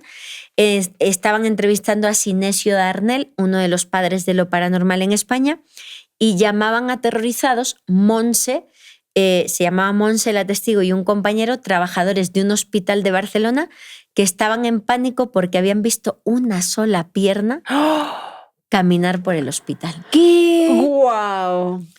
¡Guau! ¡Qué fuerte! Enfermeros que dicen que estaban atemorizados porque era una pierna así y que se perdía, o sea, atravesaba las paredes y entraba a través de un elevador. No lo puedo creer. Y como habían escuchado que estaba este experto de lo paranormal, Sinesio Darnell, padre de las psicofonías en España, la parapsicología, querían que el profesor Darnell les dijera algo de lo que ellos habían visto. Lo único que el profesor Darnell llegó a la conclusión, incluso aterrorizó a Sinesio, fue: es una persona con facultades psíquicas que le acaban de cortar una pierna y es capaz de alguna manera de conectarse o de proyectar su pierna que la echa de menos y que es muy fuerte para una persona, o más terrorífico. Lo de Merlina es verdad, es posible que haya un fantasma que se pueda circunscribir no a un cuerpo, sino a un solo miembro, una pierna, una mano, una cabeza. Eso estaba pensando cuando decías de que yo, pues entonces la mano de los locos. Sí, no, y a lo mejor también tendría que ver con el impacto de la muerte de esa persona, ¿no? ¿Qué tan fundamental fue esa pierna al momento de la muerte? Como esto que decías ahorita, esta persona que a lo mejor en carretera su cuerpo quedó partido en dos, ¿no? Que a lo mejor entenderías por qué se ven las piernas, ¿no? ¡Qué fuerte! ¡Qué fuerte! Sí. Es muy fuerte porque nos presenta el fantasma, son historias reales que ocurren y nos saca del fantasma clásico que entendemos que es una especie de proyección corpórea, y aquí entendemos que no, que la forma en la que fallece o pierde un miembro, una persona, influye en cómo después se desarrolla esa actividad paranormal. Sí, claro. Llegué también a estudiar los trabajos de un antropólogo francés que se llama Claude Lecotex, que investigó fantasmas en la Edad Media y tenía historias documentadas en la Edad Media de caminos que habían sido desviados por la aparición de gente sin cabeza. porque ajusticiaban, ahorcaban y tal a personas en ese punto. La gente veía a los fantasmas y llegaron a desviar o a construir caminos aledaños para no tener que pasar por ese punto. En la Edad Media. En la Edad Media. Wow, güey. Qué impresionante. Un tema que nos ha atraído desde tiempos inmemorables. Sí, definitivamente. Oye, tengo muchas preguntas de muchas cosas, pero siento que vas a tener que volver. Sí, tenemos que hacer Me una parte encantaría. 2. Sí, sí. Definitivamente. Oye, y bueno, pasemos al terror en corto, que también nos vas a contar tú porque en la premisa ya nos platicó algunas cosas, pero pues platícanos de esa experiencia que tuviste tú de niña. Bueno, pues mi padre es policía y le destinaron, fueron 2 experiencias en una. Ujú. A mi padre le destinaron a un pueblo perdido de las Urdes, esta región tan mágica donde se conservan tantas tradiciones de brujas, ovnis, fantasmas y demás. Pues nosotros vamos con mi padre y recuerdo que ese destino, como es tan perdido, como el cuartel estaba en lo alto de un cerro y el pueblo estaba en las faldas del cerro, normalmente mandaban a gente pues soltera, no mandaban a familias como tal a que estuvieran allí, pero no sabemos por qué a mi padre le destinaron y mi hermano y yo y mi madre tuvimos que viajar. Ajá. Ok. Recuerdo que el cuartel estaba deshabitado, tenía 2 o 3 casas para habitar, para uso de los guardias, y recuerdo cómo el camión de mudanzas deja las cajas y mi hermano y yo jugando por ese cuartel abandonado. Increíble. Tu infancia, güey, wow. Entramos en una especie de desván, en una sala donde había cosas antiguas de ese cuartel. Yo creo que mi hermano no se tiene que acordar de esto. Él tenía pues como, yo creo 3 o 4 años y yo tendría 7 máximo. Y entramos en la sala como donde hay cosas antiguas del cuartel. Recuerdo que había muchas cajas llenas de polvo con documentos antiguos, Ujú. cositas así. Y de repente mi hermano y yo estábamos jugando como a las escondidas, a oscuras, entre esas cajas, y de repente, ¡bum!, escucho un golpe súper fuerte. Ujú. Mi hermano y yo nos paramos en seco y recuerdo que ante nosotros, a pesar de la oscuridad, por la luz que se filtraba de los ventanales, veía yo muchas motas de polvo. Cuando ese polvo se quitó, ya vimos que en el suelo había un libro. Yo no sé desde dónde había caído porque no veía yo una estantería o un techo donde hubiera un libro. Es como si alguien lo hubiera lanzado, como si alguien nos lo hubiera tirado. Entonces yo recojo ese libro y veo que es El fantasma de Canterville. Amo, güey. Y fue una de las primeras historias o libros de fantasmas que yo leí, como si alguien me lo hubiera lanzado, no sé quién.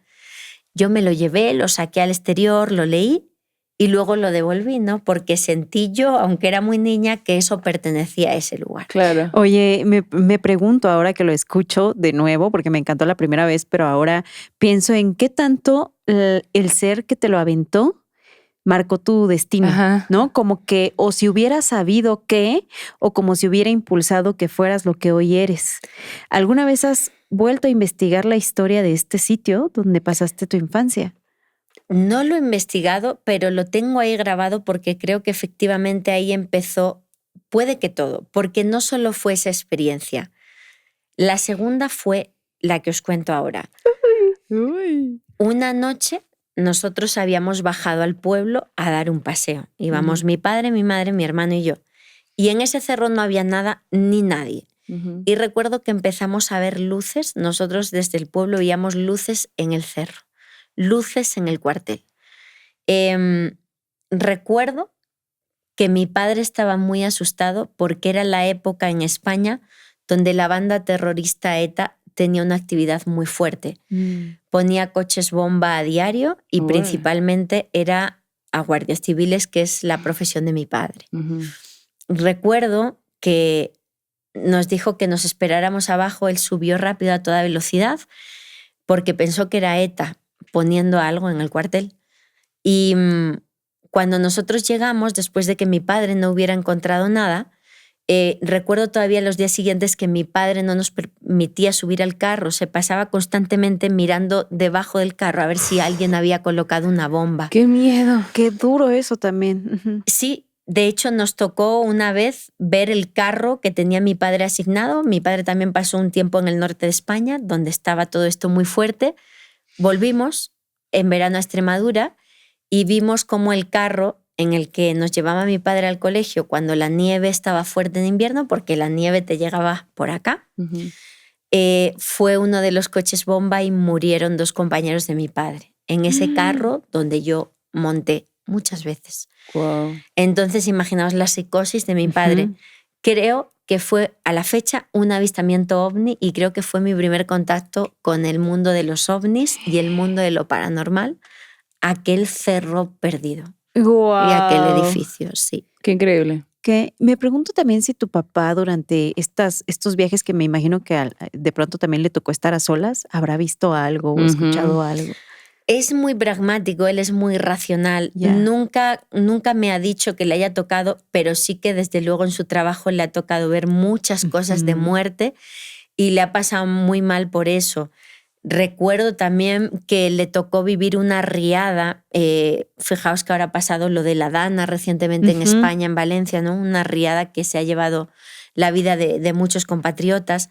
Pues a mi padre le tocó eso, una riada, un desbordamiento que se llevó a un camping en verano, en una época familiar, y tuvo que recoger muchos muertos. No, qué feo. Recuerdo que se acumularon en una pista de hielo donde nos llevaba muchos domingos a practicar el patinaje hielo y que nunca más regresamos. Entonces sí que ha convivido mucho con la muerte, pero no desde el punto de vista paranormal. Pero claro, yo desde pequeña, bueno, lo que recuerdo fue eso y también cuando estuvo destinado en el norte, en un valle que se llama el Valle de Hecho, tierra de persecución de brujas en la Edad Media, de quema de brujas en la Inquisición. Estaría para hacer un capítulo de brujas con... Sí, me encantaría. Pónganlo en los comentarios si quieren. Si lo quieren, exacto.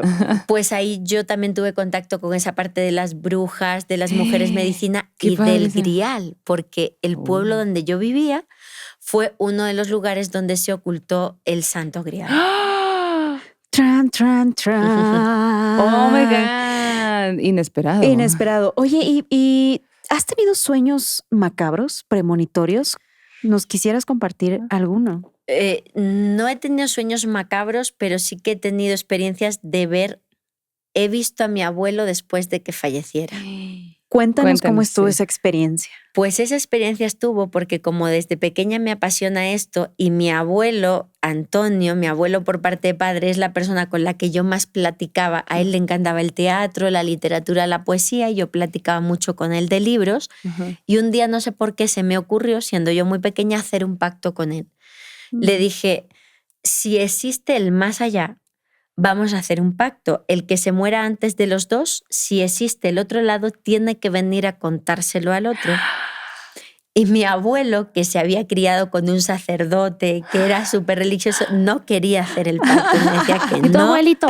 ¿Y tú de sangre, abuelito? Y yo, por favor. Y le convencí. Y yo nunca olvidaré ese apretón de manos. No lo olvidaré y recuerdo perfecto ese apretón de manos porque mi abuelo, su refrán favorito para decirme siempre era el honor. Me decía, la palabra de una persona vale más que cualquier firma. Tienes que ser una persona de palabra. Él siempre me inculcó que si tú te comprometes a algo, cumple, ¿no? Tu palabra y tu honor es importante. Sí. Y yo tengo claro que ese apretón de manos significaba que aunque no le gustaran estos temas, si había algo, él iba a venir por honor. Qué hermosura. Ajá. Mi abuelo fallece años después, tenía yo como 13 años. Fue un golpe duro, obviamente, pero al momento que fallece mi abuelo, viene a mí el recuerdo del pacto, que yo había olvidado. Hostia, hice un pacto con mi abuelo, tengo que estar atenta, estoy segura de que va a venir. 3 meses desde la muerte de mi abuelo, yo atenta y no veía nada, no sentía nada. Y yo, bueno, pues bastante jodida en el sentido de que mi abuelo ha fallecido, pero es que encima todos estos temas que son mi vida, pues que se está desmontando todo, o sea, no hay nada porque él vendría a contármelo.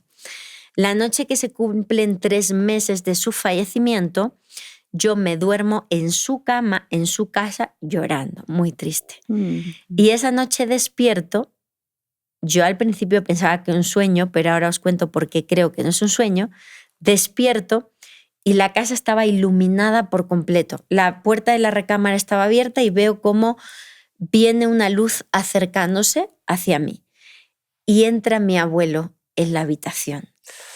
Recuerdo perfectamente cómo lucía. Él se afeitaba diario su barba, no le gustaba nada la barba y tenía barba como si hubiera estado un tiempo fuera. Wow.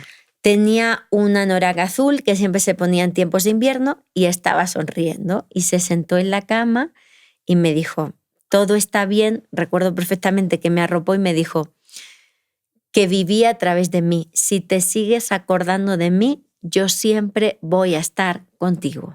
Todo está bien. O sea, era la señal. Yo vi perfectamente a mi abuelo. Él salió, creo que me quedé dormida. Y de esto que te despiertas por la mañana, ¿qué me ha pasado? Me viene, hostia, ¿ha sido un sueño? ¿No ha sido un sueño? Estoy alucinando, voy hacia la cocina. Recuerdo que mi abuela, que dormía en otra recámara de la casa, estaba en la cocina preparando el desayuno y estaban mi padre y mi madre y yo iba a contarles lo que me había pasado y lo fuerte es que me dice mi abuela antes de que yo diga nada. Lourdes, ¿qué has estado haciendo esta noche con todas las luces de la casa encendidas?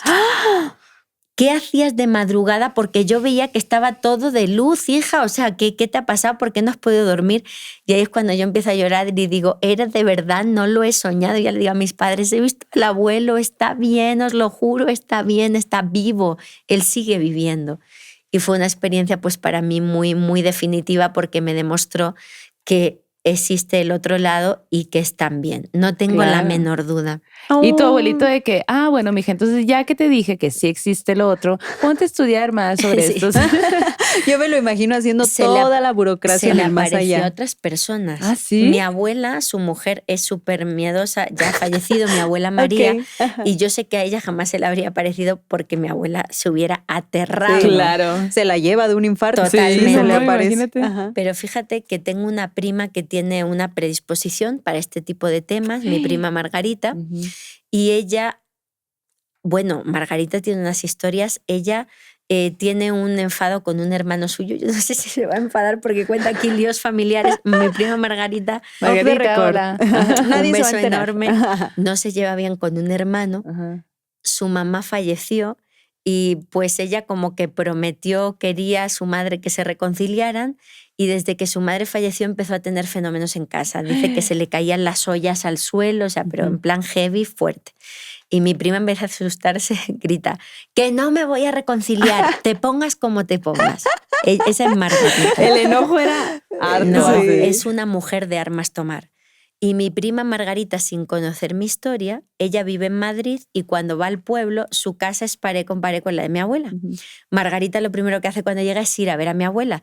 Y una tarde llega Margarita, pega a la puerta y mi abuela que no abre, y mi prima se empieza a inquietar, le habrá pasado algo a mi tía, se va para casa, baja las maletas del coche, regresa otra vez, vuelve a pegar, no contesta. Dios mío, mi prima ya temblando, a mi tía le ha dado algo y nadie se ha enterado.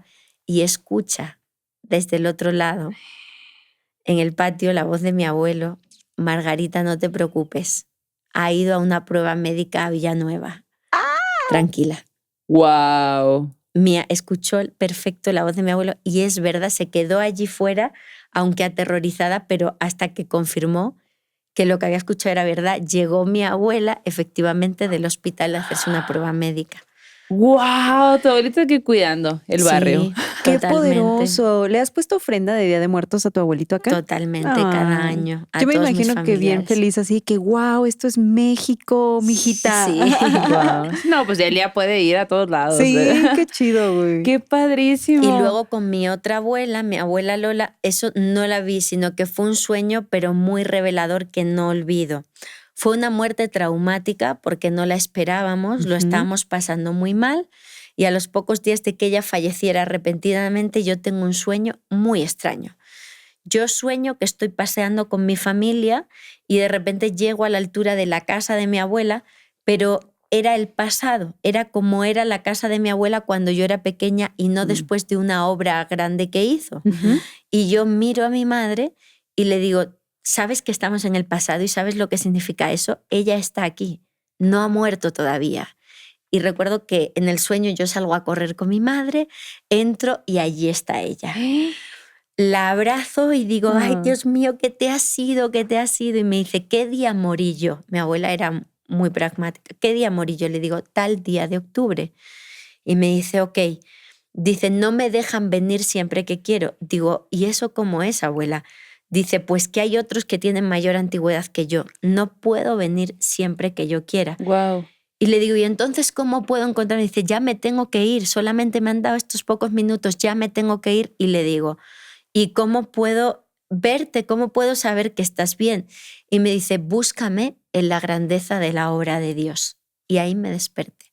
Es lo último que recuerdo. ¿Y tú qué significa eso, abuelita? Totalmente, o sea, ¿qué es la grandeza de la obra de Dios? O sea, ¿qué es eso?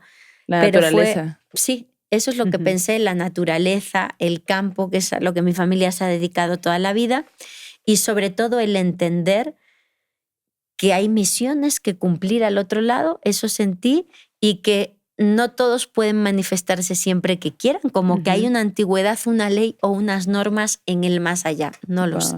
Wow, qué bella frase. Sí. Qué esperanzadora y qué bonita y qué nostálgica. Un abrazo a tu abuelita al más allá, al Sky Team. Y al abuelito que se manifestó también. Y la última experiencia de ese tipo la tuve hace poco, hace menos de un año, más o menos hace un año. En esta época, noviembre del año pasado, falleció una prima mía muy querida, Amparo. También ha sido muy traumático porque ella es joven, es una persona joven y ha sido un golpe muy fuerte. Johanna, mi esposo, ya lo sabía, pero esperaron porque cuando ocurrió yo estaba fuera, y querían que esperara a estar yo en casa para comunicarme la noticia. Cuando me lo dice Johanna, yo lo paso fatal, estoy fatal, pero pues como sabéis creo en los pactos, ya me había pasado con mi abuelo. Entonces yo me puse fatal, pero le dije en voz alta a Johanna, ahora mismo le voy a decir a Amparo que me tiene que decir que está bien o yo no puedo seguir con esto. O sea, si yo no sé que está bien. Y le dije, Amparo, si estás bien, hoy yo no sé cómo ni por qué alguien me tiene que traer, yo tengo que escuchar la canción Chiquitita de ABBA, que es una canción que a ella le gustaba mucho. Me dice, Johanna, vamos a salir para despejarnos, tranquila. Salimos por la calle de Madero en el centro histórico, iba con mi niña empujando la carriola y de repente una de estas personas que están tocando, organilleros, se acerca a mí y de frente empieza a hacer así y me empieza a tocar la canción Chiquitita. No, me muero, qué triste, qué hermoso. Wow. Y aquí, ¿no? Me emocionó porque pues claro, a partir de ese entonces pude estar bien, porque no podría vivir sin pensar que ellos están bien en otro sitio, ¿no? ¡Qué hermosa, güey! Sí, está muy conmovedora. Y aparte tu prima estaba aquí en México, ¿no? No, estaba en España. España. Y tu prima de que, bueno, le voy a pedir el paro a un organillero. Oiga, señor, mire, se le va a meter en la cabeza tocar esta. Qué bonito. Sí. Qué bonito, la neta. Sí. Como que siempre hay formas poéticas en el adiós, ¿no? Como que, no sé, esto que nos cuentas, mucha gente nos ha contado historias que son sí dolorosas, pero hay una belleza en el adiós de algunas personas que conocemos que qué hermoso. La Maldo dice que cuando se muera me va a jalar las patas. Sí. Sí. Yo sería muy maldosa. Sería más jalapatas, definitivamente. Sí. Se van a enterar. Oye, Lourdes, vámonos al arte terror. Vámonos. Arte terror. Y en el arte terror de esta noche queremos que nos cuente la Lourdes unas historias que contaban otras mujeres. Y aquí siento que estamos como recreando esto. Cuéntanos, Lourdes, aquello que me platicaste en este evento de Spotify, el Mixcloud. Bueno, pues me hace mucha ilusión que me deis la oportunidad de hablaros de las primeras morras, las primeras que se dedicaron a hablar de historias de terror y de historias de fantasmas, cuando eso no estaba permitido que lo hiciéramos nosotras. Ajá. Estamos hablando de las llamadas damas oscuras, reinas del más allá, también se las ha denominado así, que son escritoras que en el siglo XIX se dedicaron a escribir cuentos de terror, cuentos de fantasmas. No era fácil para ellas porque en algunas ocasiones lo tenían que escribir con seudónimo y bueno, pues no se les permitía hacerlo, pero aún así les inspiró porque es muy curioso. Estamos en la época del romanticismo. época victoriana en Inglaterra, época en la que se habla mucho de aspectos como quitarse la vida, la muerte por amor, los sentimientos al máximo y también, por supuesto, el auge del espiritismo y el ocultismo. Es cuando se empieza a hablar a través de Allan Kardec de las mesas parlantes, de la tabla Ouija y de la comunicación con los espíritus. Siglo XIX fue una explosión de todo eso. Y esas damas oscuras encontraron los cuentos de terror como una forma de reivindicar o de salir de la opresión que vivían como mujeres. ¿Por qué? Porque las personas de la baja sociedad u oprimidas, la gente pobre y las mujeres, creían en este relato y eran abiertos al mundo espiritual. La gente de clase y de mucho dinero, los señores burgueses, racionales, no veían esto como algo posible. Y ellas utilizaron los cuentos de fantasmas para reivindicar esa gente del pueblo, la opresión y sobre todo ponían como protagonistas a estos hombres burgueses aterrorizados. Es decir, se vengaban de ellos a través de los cuentos y luchaban como mujeres.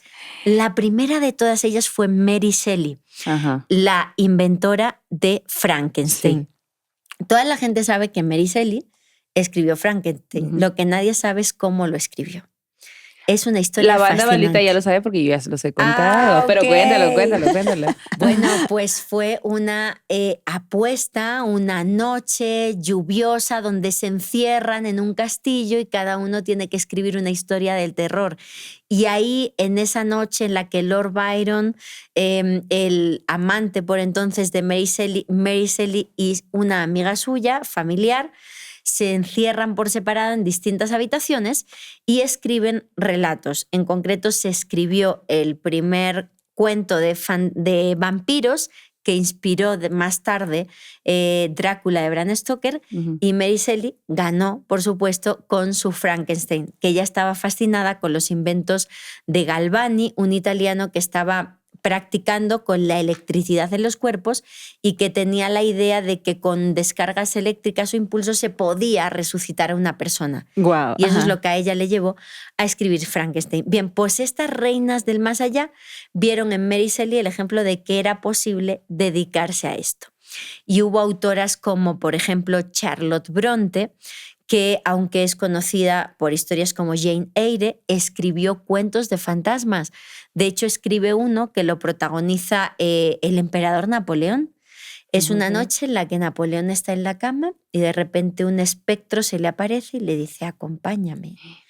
Y sale con él a la calle, no le permite ni vestirse y refleja al más todopoderoso de la sociedad, a Napoleón, caminando por las calles desiertas, completamente helado de frío, siguiendo a un fantasma. Es una historia súper buena. ¡Wow! ¿Cómo se llama esta autora? Se llama Charlotte Bronte. Ok.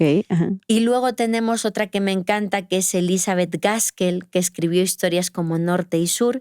Y Elizabeth describe un relato de fantasmas de una niñera que cuida a una niña rica, huérfana, que llega a vivir al castillo, al palacio de la familia, y cómo tiene una familia pues muy desestructurada, ¿no? Unas tías muy raras, con un abuelo muy malo y que no les permiten conocer un ala del castillo que está cerrada, y de repente como esta niñera se enfrenta a lo desconocido, porque hay un fantasma que trata de robar a su niña y cómo tiene que protegerla de los fantasmas de este palacio, ¿no? ¡Wow!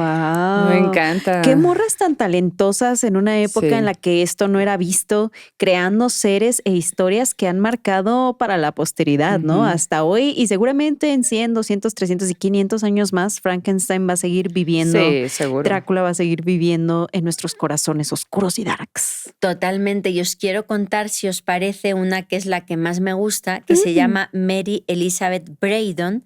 Ella sí que fue una morra, pero súper morra. O sea, ella escribió usando los vicios de la sociedad de su época, es decir, todos los vicios que tenía la gente de clase alta, escribió una obra llamada Lady Audley, así de tema amoríos y tal, bueno, que se convirtió en una reina que vendió millones de ejemplares y con eso se hizo independiente, millonaria. Nadie la podía decir nada, y cuando consiguió eso, se dedicó a escribir historias malditas. ¡Guau! Yo también tengo ese sueño, doña Mary. Y escribió una que os la voy a contar porque es muy buena. A ver, a ver, a ver. Esta es la historia de un bohemio, un joven bohemio que se dedicaba a la pintura.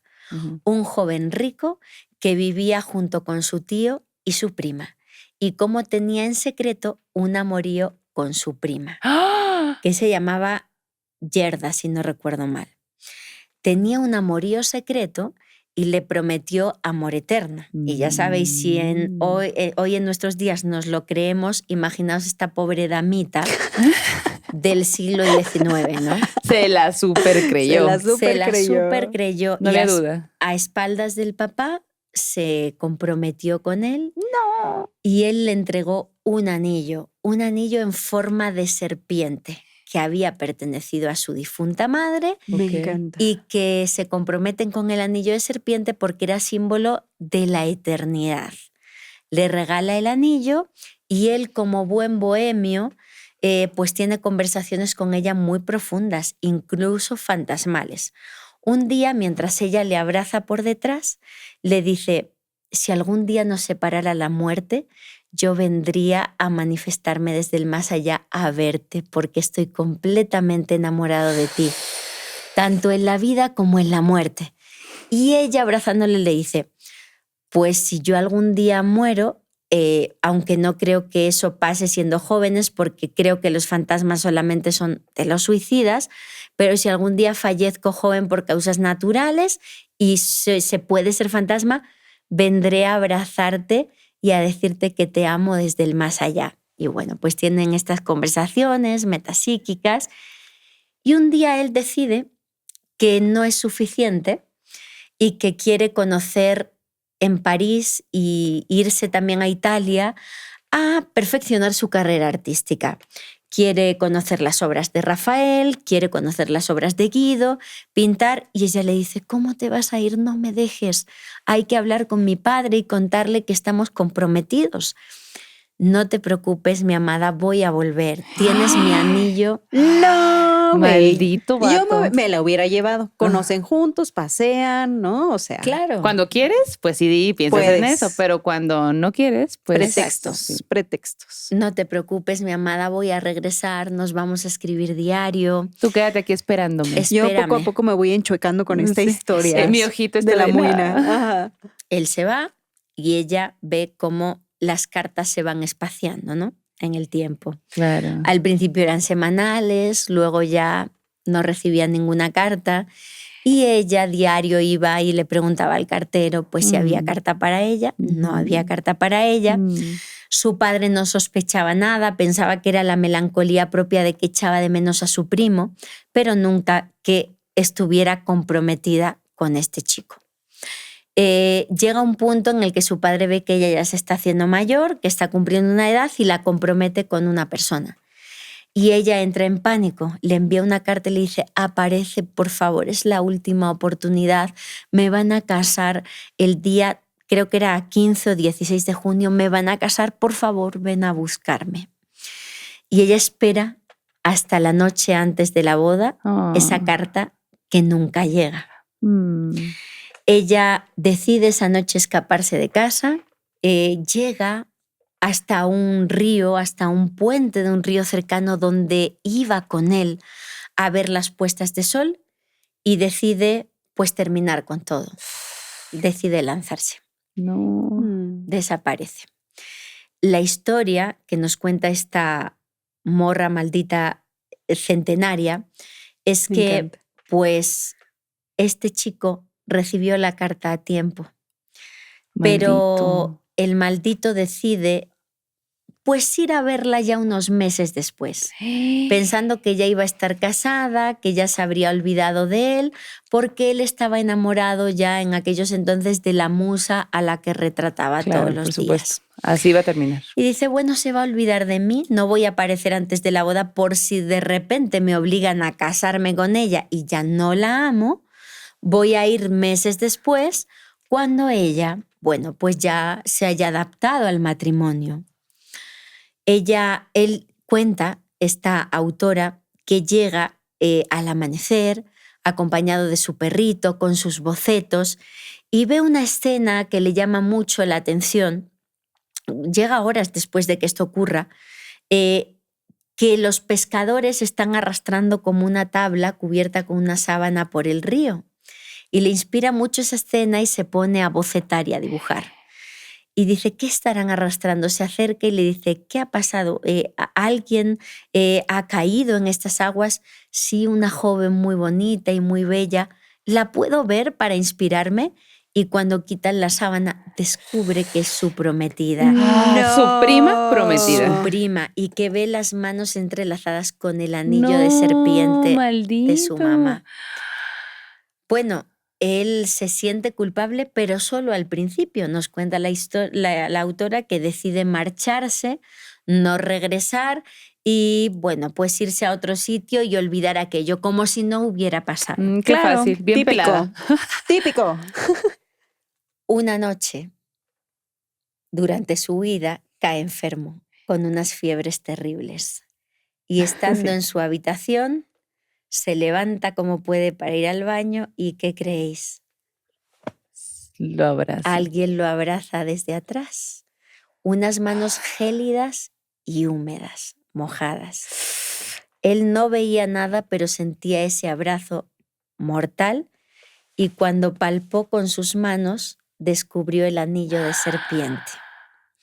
Era ella que le estaba prometiendo el sueño infantil de después de la muerte también regresaré y te abrazaré. Él llega a un punto de psicosis que no quería estar nunca a solas porque ese abrazo se desvanecía si había gente, pero obviamente pues llegaba un momento en el que se encontraba solo y otra vez sentía el abrazo fantasmal. ¡Guau! La historia termina cuando él, estando en Italia en una gran fiesta de disfraces, pues se queda solo en una sala de música, vuelve ese abrazo y ya decide fundirse con él, bailar con ella y entregarse al más allá. Ahí terminó sus días, lo encontraron al día siguiente, le había reventado una vena, había fallecido y bueno, pues ella se lo llevó al otro lado. Por maldito. Por maldito. Increíble historia. Me encantan los detalles muy bonita de cómo se le apareció y el anillo. Oye, fuerte. y aparte, bueno, me mandaste el libro de estas Sí. mujeres. ¿Cómo se llama el libro? Para Damas que también... Oscuras. Bueno, no voy a hacer apología del descargar y tal, pero bueno, que lo pueden encontrar. Damas Oscuras. Damas Oscuras. Les vamos a poner aquí el link para que... ¡Ah! No es cierto. No digas eso. No es cierto. Porque usted lo puede encontrar por usted mismo. Exacto. Damas Oscuras. Les vamos a poner aquí el nombre, así, Damas Oscuras. Ching. Me encanta, son como una veintena de autoras. Muchas de ellas publicaron en su momento en las revistas de Charles Dickens, o sea, fueron destacadas, algunas con seudónimo, otras lamentablemente alcanzaron la gloria ya cuando habían fallecido, mucho tiempo después, pero yo es un libro que tengo de cabecera, que me gusta en esta época del año siempre retomar alguno de esos 20 cuentos porque me conecta con estas mujeres en una época en la que no era fácil alzar la voz, alzarla y encima hablando de terror y de fantasmas, ¿no? Para mí son un ejemplo. Y seguramente van a salir muchos terrores y muchas recomendaciones de este libro, ya las irán viendo. Mientras, muchas gracias por hablarnos de ellas. Y para cerrar este capítulo con brochezazo de oro, recomendaciones que dan miedo. Quiero que vayamos a ver un cortometraje. Se han aparecido las infancias en este capítulo, hemos comentado de ellas. Vayan a la premisa porque pues Lourdes nos contó algunas historias que tienen que ver con su chiquilla, su morrita maldita desde chiquita. No, o sea, neta les van a encantar. Y bueno, el cortometraje que quiero contarles, que quiero recomendarles, se llama Mi amiga Lisa. Es un cortometraje argentino dirigido por Mariano Cataneo. Mariano, que también por lo que estuve ahí viendo en el internet de las cosas, él es escritor de todos estos temas fantásticos, sobrenaturales, que pues aquí nos encantan. Pero vámonos de nuevo a este cortometraje y es que aquí no hay actuaciones, no es una animación, o bueno, sí, es una animación que está basada en dibujos infantiles. Wow.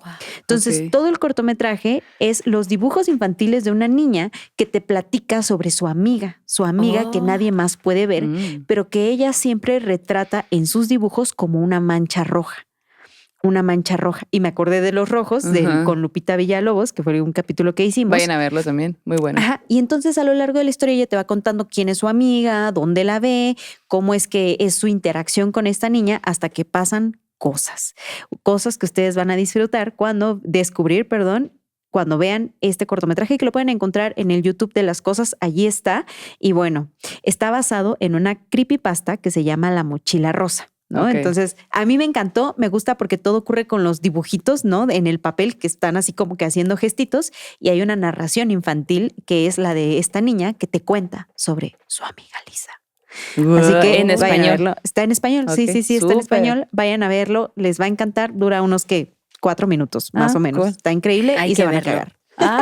Qué padre. Bueno, pues gran capítulo, Lourdes. Muchísimas gracias por haber venido. Gracias a vosotros, ha sido genial. Un abrazo inmenso para vuestra audiencia y encantadísima de hablar de estas historias con vosotras. Sí. Como digo, os admiro. Gracias. Y gracias por representar el power femenino aquí en estos temas.